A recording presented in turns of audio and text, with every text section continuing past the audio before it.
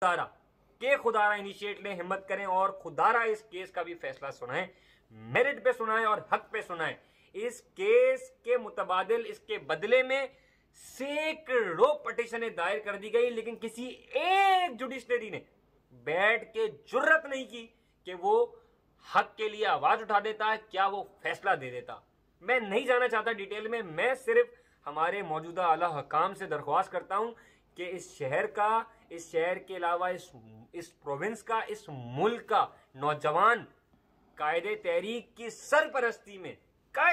سرپرستی میں نمائندگی کرنا چاہتا ہے اور چھٹکارا چاہتا ہے ان جھوٹے بڈھوں اور غداروں سے، ان سارے فریبوں سے۔ تنگ آ چکی ہے یہ قوم۔ خدارہ قائد تحریک پہ نہ صرف پابندی ہٹائے جائے، بلکہ جہاں پہ آپ لوگوں نے ذکر کیا لیول پلینگ فیلڈ کا، تو خدارہ ایک موقع قائد تحریک کو بھی دیا جائے۔ قائد تحریک کے اس ایک الفاظ بائیکاٹ نے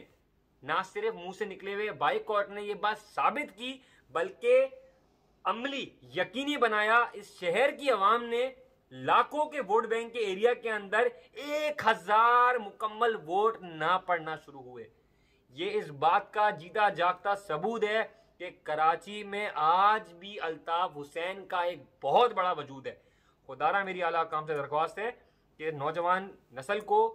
سرو کرنے کا، ڈیلیور کرنے کا موقع دیا جائے، لیکن قائد تحریک کی سرپرستی میں ہم دکھا کے چھوڑیں گے کہ نمائندگی اور ڈیلیورنس اور سرونگ کہتے کسے ہیں۔ میں نہیں جانا چاہتا ماضی میں، اور میں اس شخص کا ذکر کر کے یہ کہوں کہ وہ میئر تھا تو اس نے فلانا ڈمکانا پتہ نہیں کیا کچھ کیا، جس کے گیت آج بھی یہ بھادرآباد غدار ٹولہ گاتا ہے۔ میں صرف ایک بات جانتا ہوں، صرف آسان الفاظوں میں اس بات کو آج کاؤنٹر کر کے جواب دیتے چلوں، میں اس بات میں مزید ڈیٹیل میں نہیں گھسنا چاہوں گا۔ اس دور میں، اس وقت پہ یہ بات سبھی کو معلوم تھی کہ بجٹ کیسے آیا، کس نے دیا، کس کو ملا، اور ایگزیکیوشن کرنے والے کو بھی یہ بات اچھی طرح معلوم تھی کہ یہ بجٹ کہاں سے آیا، اس کی ایگزیکیوشن اس کے ہاتھ میں۔ اگر